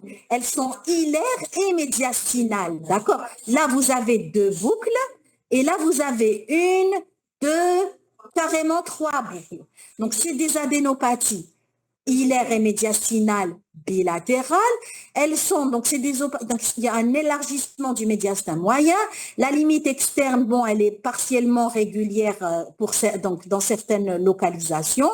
Vous avez un angle de raccordement ici qui est en pente douce qui signe justement l'origine adénopathie médiastinale. Et donc, c'est polycyclique. Donc, on est vraiment dans le tableau radiologique de notre fameuse sarcoïdose. D'accord? Ici. À gauche, en haut. Où ça? Il n'y a pas. Ça? Ça? Au niveau de l'émission. Levez-vous, venez. Alors, polykystique. Voilà, polykystique. Très bien. Cette image. Celle-ci? En fait, regardez. C'est pas très bien. Regardez, c'est le déroulement de l'aorte. Vous voyez? C'est l'aorte. C'est votre déroulement de l'aorte thoracique. Et c'est pour ça que je vous ai dit tout à l'heure, radiographie thoracique de face, ok, mais aussi de profil quand vous pouvez. Parce que sur le profil, vous le voyez très très bien, le déroulement de l'aorte. Est-ce que tout le monde sur le chat est d'accord pour dire que c'est des adénopathies médiastinales et hilaires bilatérales? Je pense que oui, parce que c'était la réponse qu'ils avaient donnée. Parfait. Oui. Donc maintenant, qu'est-ce que c'est que ça? Alors, s'il vous plaît, on laisse nos amis du chat répondre. Alors, qu'est-ce que c'est que ça? C'est quoi?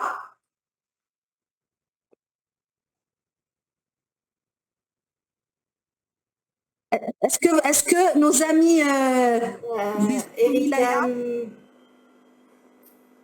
Érythème, ils ont mis plaques.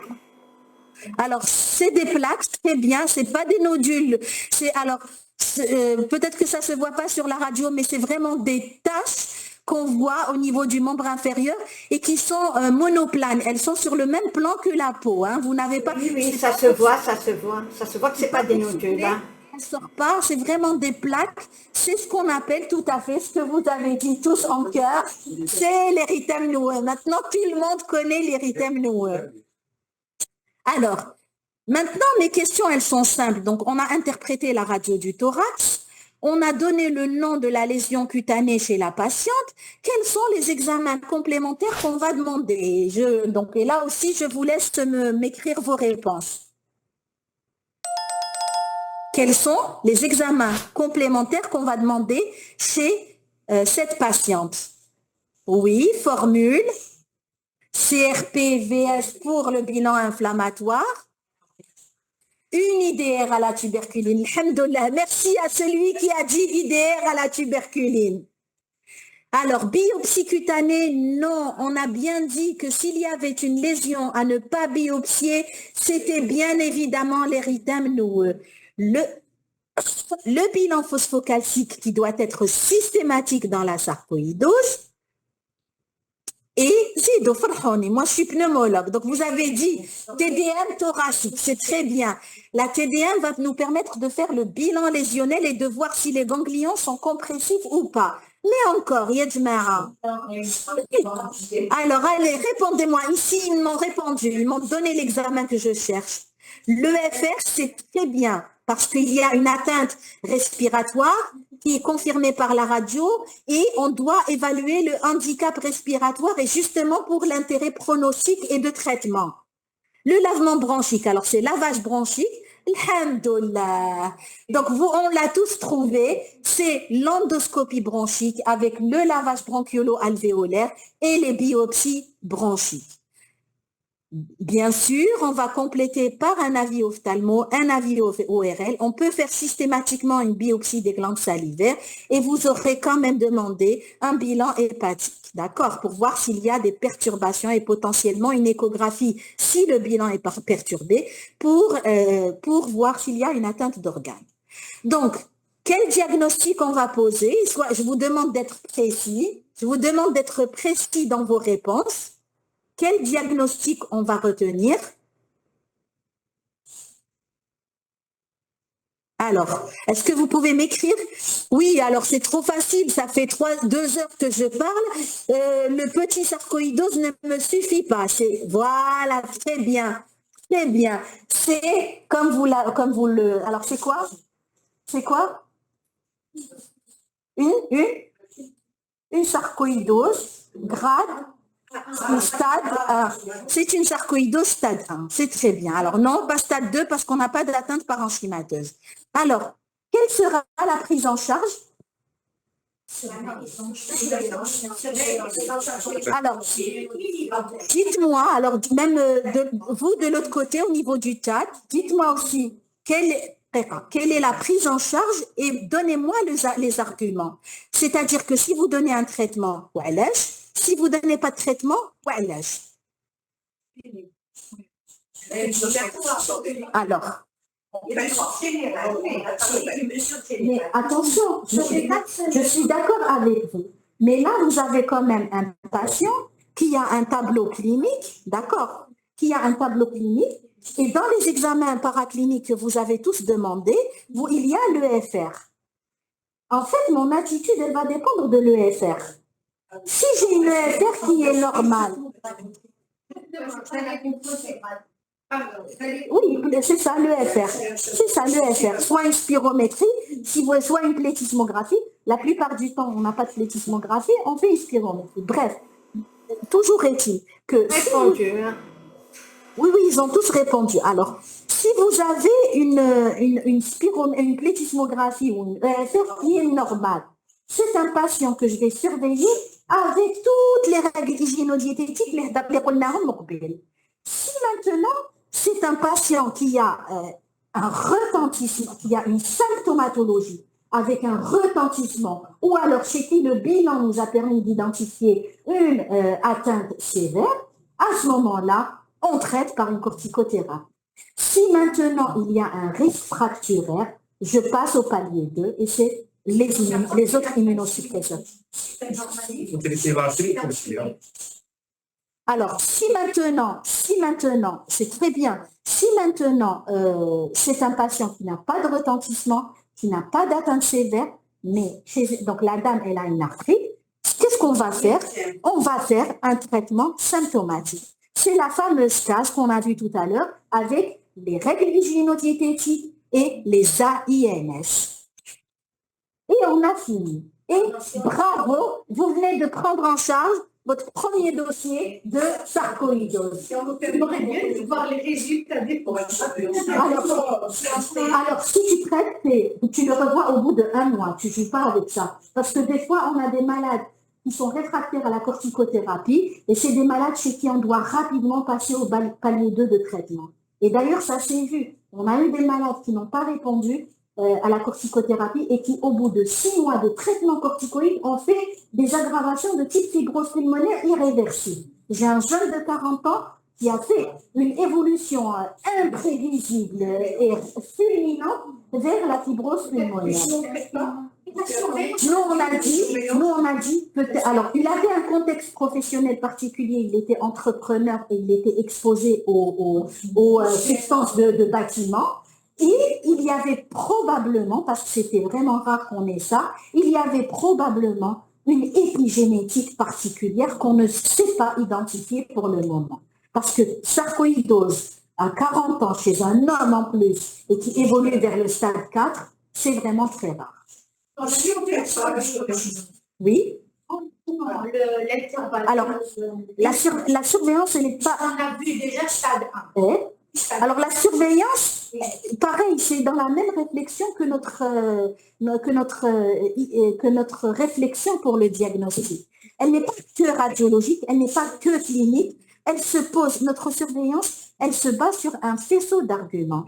Si la radio n'était pas normale, vous pouvez refaire la radio, peut-être que vous avez l'apparition de nouvelles images, quand on aura les ganglions ou les ganglions plus le syndrome interstitiel, vous le faites systématiquement au début, chaque 3 à 6 mois. Ensuite, c'est une surveillance annuelle. Voilà. Alors, 1 minute, on a des questions sur le chat. Est-ce que cancer Cancer. Est-ce que le cancer peut donner la sarcoïdose? Non. Une patiente qui est suivie pour cancer, les questions qui a un sont cancer du sein. Toutes les questions sont bonnes. Le cancer n'a pas de lien direct avec la sarcoïdose. Mais vous pouvez avoir les deux tableaux et c'est ce qu'on appelle une association lésionnelle. Ce n'est pas exceptionnel. Mais il n'y a pas de causalité, il n'y a pas de lien entre le cancer et la sarcoïdose. D'accord? Je ne sais pas si j'ai répondu. Il n'y a pas de lien. Voilà. Pardon, docteur. La dose d'adilumène. C'est le traitement habituel anti-inflammatoire que vous donnez, 75 mg par jour, voilà. Et jusqu'à sédation des traitements, vous n'allez pas non plus le garder donc doucement, un par un. Alors, sur le chat, j'attends vos questions pour pouvoir y répondre.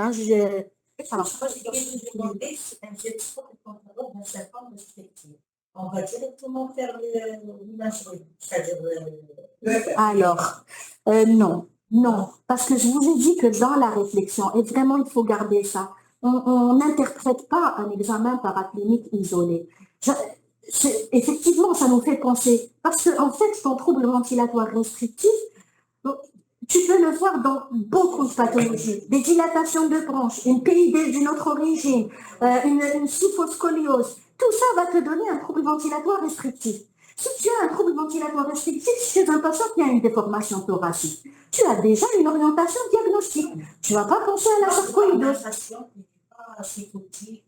Alors, si tu n'as rien à te mettre sous la dent et que tu trouves quand même que tu as un trouble ventilatoire restrictif, tu vas creuser et tu vas adopter l'attitude, autre chose, une conduite à tenir devant un trouble ventilatoire restrictif.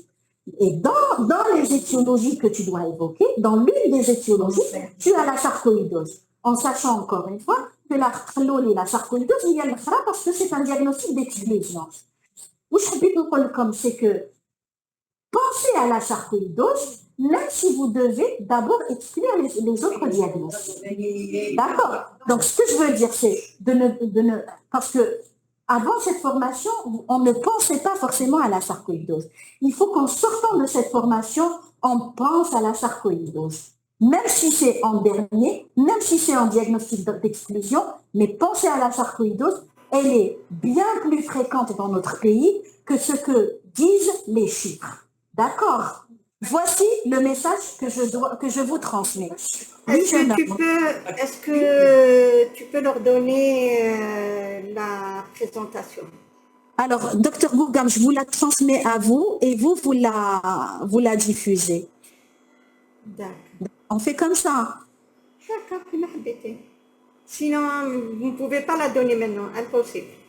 Elle n'est pas encore arrangée. Non, elle n'est pas encore arrangée. Justement, je la mets en PDF. Je la mets en PDF et je vous la transmets. Okay. D'accord, docteur Bougam. Voilà. Donc, alors, s'il vous plaît, j'ai reçu un cas de sarcoïdose avec une hyperglycémie et une insuffisance rénale, une clairance à 34. Est-ce que je considère que c'est une insuffisance rénale chronique, aiguë? Et est-ce que vous considérez que c'est aigu? On ne sait pas, il faut comparer avec les anciens chiffres. Il faut compléter l'exploration, refaire une protéinurie des 24 heures et encore une fois, discuter avec le néphrologue. C'est lui qui vous donnera l'attitude la plus adaptée. Alors, merci beaucoup. Merci à vous pour votre présence et votre écoute. Encore deux autres questions. Comment? Alors, j'ai dit que la sarcoïdose pouvait donner une localisation hépatique qui va se manifester peut-être par des symptômes digestifs, qui va se manifester par une perturbation du bilan hépatique. Quel bilan? Le bilan hépatique, gamma GT, azate, alate, phosphatase alcaline. Et à ce moment-là, faire compléter par une échographie abdominale et discuter, encore une fois, je vous embête avec ça, avec le médecin d'organes pour potentiellement une biopsie hépatique si elle est nécessaire. Je parle de l'hypocrisie. Oui. On a dit qu'il est pourvoyeur vénéraire, il peut donner des granules. Alors c'est la grande c'est la grande polémique sur les pneumopathies interstitielles diffuses. Vous allez trouver deux types d'études contradictoires. des études récentes et que moi je prends en considération, qui disent que le méthotrexate, c'est pas vrai, il n'intervient pas dans la pneumopathie interstitielle diffuse. Et vous allez trouver et bien au contraire, qu'il a un rôle pneumoprotecteur, d'accord? Et c'est les études que moi je suis, d'accord? Et vous allez trouver une autre école avec d'autres études qui vont dire « Ah non, non, le méthotrexate, c'est terrible, ça donne des PID d'origine médicamenteuse, ça donne des hypersensibilités et c'est pas possible. » Donc, pour le moment, moi, je suis plutôt contre cette idée de méthotrexate délétère, du moins dans tous les cas. Non, il doit y avoir une analyse au cas par cas. Moi, je suis pour la prescription de méthotrexate dans les maladies auto-immunes et dans les paliers 2 de la sarcoïdose, d'accord? Mais qui sait, peut-être que l'année prochaine, je vous dirai complètement le contraire en fonction des nouvelles études qui vont sortir. Voilà. Donc, il y a une question, il y a une dernière question ici. Attends, réponds à cette question, s'il te plaît. Merci beaucoup. Madame, oui. Tu as une dernière question. Alors, une dernière question sur le chat. S'il vous plaît, on respecte nos collègues qui sont de l'autre côté et on ne bouge pas jusqu'à la fin de la séance. Merci. C'est tout ce que je vous demande. Hein. Je ne suis pas exigeante aujourd'hui. Alors, augmentation de l'enzyme de conversion provoque l'HTA qui ne répond pas aux IEC. Alors, en fait, c'est une question qui est délicate et je n'aurai pas la réponse. Pourquoi? Parce que tout simplement, oui, on a un dérèglement de mécanisme de l'enzyme de conversion et oui, on a vu des sarcoïdoses avec une atteinte cardiaque et qui peut se manifester par une cardiopathie hypertensive et donc une HTA réfractaire. HTA réfractaire à cause de ce problème d'IEC et HTA réfractaire, n'oubliez pas, à cause d'une potentielle atteinte néphrologique de la sarcoïdose. Donc, mécanisme vraiment multifactoriel. Donc, je ne saurais pas répondre à votre question. C'est une exploration poussée, une surveillance poussée, un travail collaboratif avec le néphrologue et le cardiologue pour pouvoir trancher si c'est réellement une HTA réfractaire uniquement à cause d'une anomalie du métabolisme de l'enzyme de conversion, ou bien y a-t-il d'autres mécanismes qui peuvent intervenir dans la physiopathologie de cette maladie. Voilà. Merci, docteur Bouba. Yatek Saha, une prochaine, Inch'Allah. Inch'Allah. Merci beaucoup. Merci beaucoup. beaucoup. Donc, au revoir et je coupe. Je coupe, docteur Bouga. Je vais couper. D'accord, ok, parfait, merci. Recording stopped. Vous savez, c'est une très belle spécialité qu'il faut vraiment faire contribuer dans nos explorations quotidiennes. Hein. D'accord. S'il vous plaît, dans les formats actifs. Mettre fin à la réunion, quitter la réunion. Ouais. Afficher